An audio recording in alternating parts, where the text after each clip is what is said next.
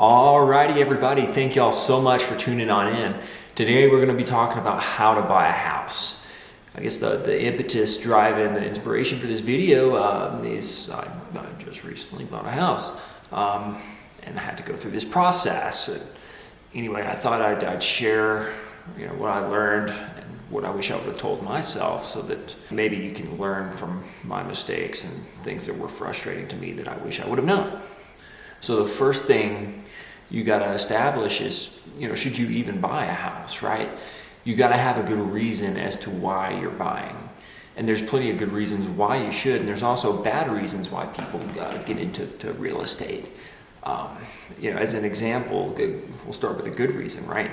If you're going to be in a place for an extended period of time, the general rule of thumb is 3 to 4 years. If you're going to be in a place longer than 3 to 4 years, it makes sense to buy. You start eating into principal, and instead of just flushing money to rent every month, you pay down a little bit of a mortgage. And sure, if you sell at the end of that 4 years, there's still closing costs and stuff associated with the sale, but in the end, it makes a little bit more financial sense. And more to that point too, some people view houses and real estate as an investment. I don't think you should go down that road personally. That's my opinion. It's not necessarily an investment if you're going to be in a place for 5 years. If you're going to be in a place for 10 years, maybe. If you think you can flip houses, I'd say there's plenty of other folks that have a lot more experience than you. But as far as saving money compared to renting, I think that's a good reason for buying. Now, I guess we'll talk a little bit too about reasons why you shouldn't buy a house. If you're going to be mobile and going to be in a town for only 6 months or 8 months, maybe a year, and then you might move somewhere else, buying a house is not a good idea. The headache associated with closing and stuff is much, much greater than that of just signing a lease, to lease out a place for 6 months or a year. So that's something to consider. And then there's also bad reasons to buy a house, right? Most common, I think, is like the bandwagon effect, right? Where everybody else is doing it, so I should buy a house, right? No, that's stupid. People were doing that in 2006, 2007, and 2008, and it turned out to not pan out too well for them. Of course, another bad reason is, like I mentioned earlier, you see it as an investment. There are a lot better investment options other than buying a big residence. You could buy stocks and bonds. There's plenty of videos. I have a few on it myself. And then of course, the last one, bad reason for buying a house is just to show off, right? You shouldn't do that. If you're doing that crap, don't move out to New Mexico. Maybe that's crap that people do in DC or Atlanta, Miami, Philadelphia, Los Angeles. If you're going to do that crap, just stay the heck out of my state. Assuming that you've got a good reason why you're buying and you're ready to buy, next thing you need to do is consider the parameters, right?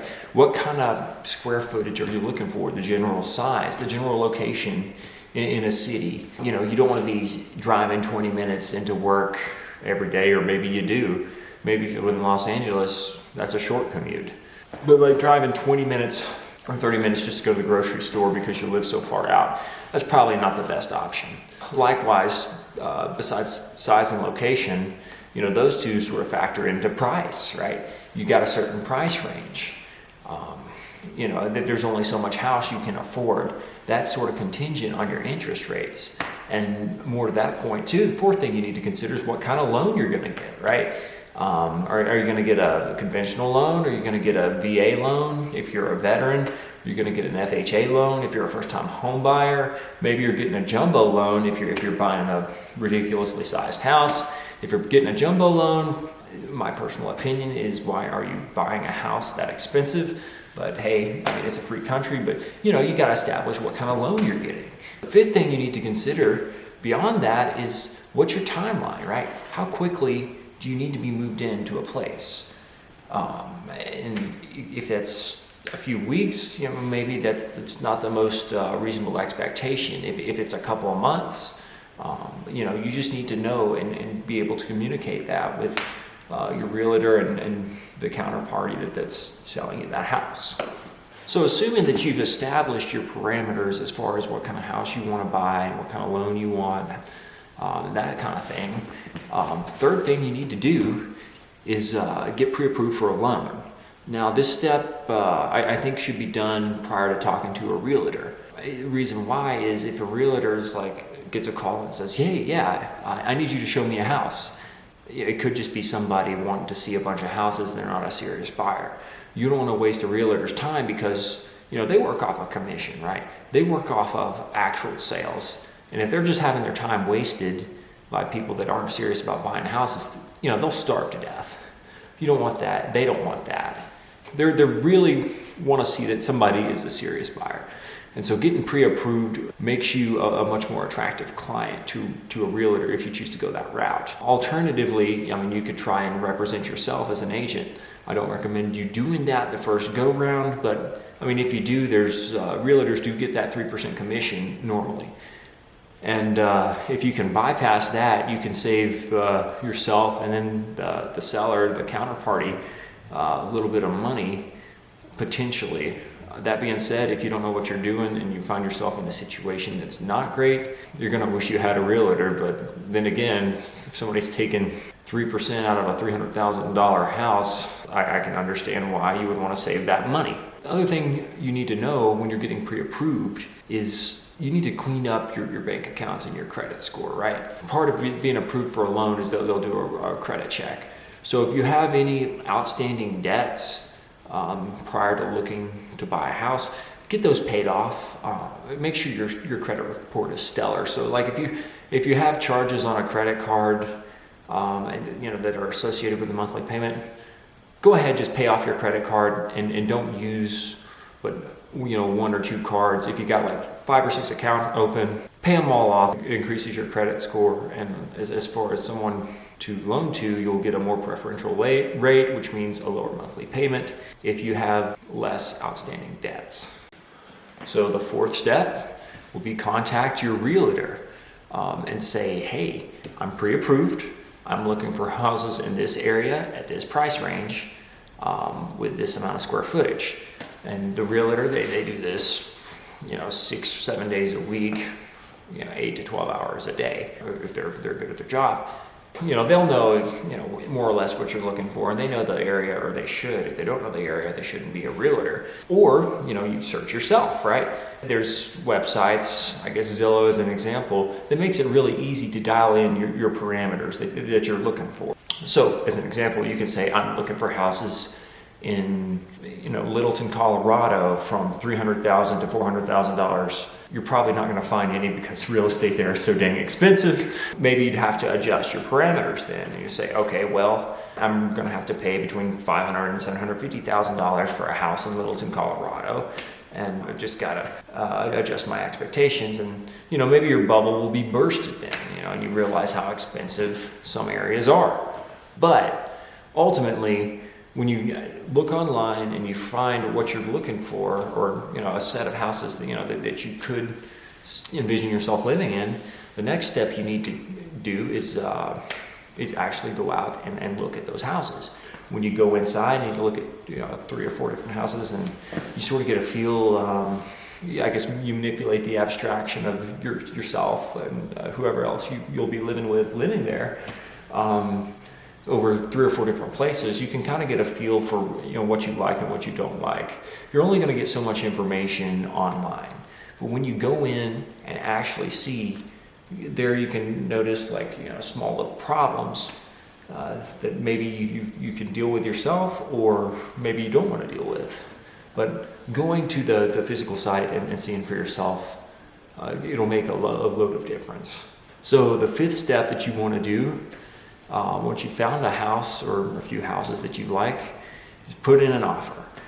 You found a house you like, you put in an offer. If the seller likes your offer best, then they will come up with a counter offer more likely than not, right? They'll say, yes, actually, I don't want all your terms. Can I have this instead? So then they have the first counter offer, and then you'll counter that counter offer.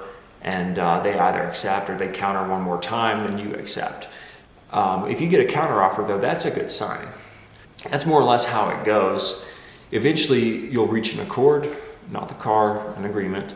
From there, it's the house will be considered under contract, right? So from there, you've got a few days to make what's called an earnest payment in earnest, where you dole out a certain amount of money. It's a percentage of the sale price, or maybe it's $1,000 or $2,000. And if you pull out, you don't get that money back. But in closing, that money will count towards the down payment of the house. So step number 6, assuming that your offer is accepted and you've made that earnest payment, next thing you need to do is shop for loans. Yes, so this is the fun part. It can also be very stressful. So prior to this step, I mentioned you need to be pre-approved. I guess that was step 3. That banker will probably be calling you back. That loan officer will be calling you back, and they're like, hey, so how'd it go? Guess what? Loan officers are a dime a dozen. Okay, those guys are there to make as much money off of you as they possibly can. Fortunately for you, there's tons of them. So what you do is you go to a different loan officer, a different bank, a different credit union, and you say, hey, I've got this house under contract. Can you make me an offer on a loan? And they'll say, yeah. And if it's higher than the original one, you say, wait a minute, I actually need you to beat this. And they're like, oh, okay, I can beat that. And then from there, you go to a different one yet again, and you do this process over and over and over. Eventually, you get the rate that you want and at the cheapest possible price. And there's all kinds of videos that talk about the cost of a loan. It's more than just the interest rate, because there's closing costs associated. So what you actually want to do is compare the annual percentage yield. You get all these loans together and you keep getting them to bid down, right? They bid down, bid down, bid down, bid down. When you reach the loan that's, when they're not going to go any further, when you're pretty close to what's called the prime rate, that's the one you actually bite on, right? Don't waste your time overpaying, and you're like, yeah, but it's only $10, $15, $20 a month. But I mean, $20 a month is $240 a year. That's $2.4 thousand a decade. Yeah, and then in the long run, it's $7,200 over the course of 30 years. That money belongs in your pocket. It does not belong in somebody else's.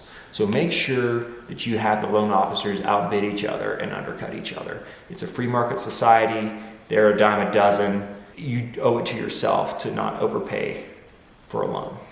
While you're looking for a loan, you also need to be looking for home insurance. Banks are not going to loan you money for a house that's not insured.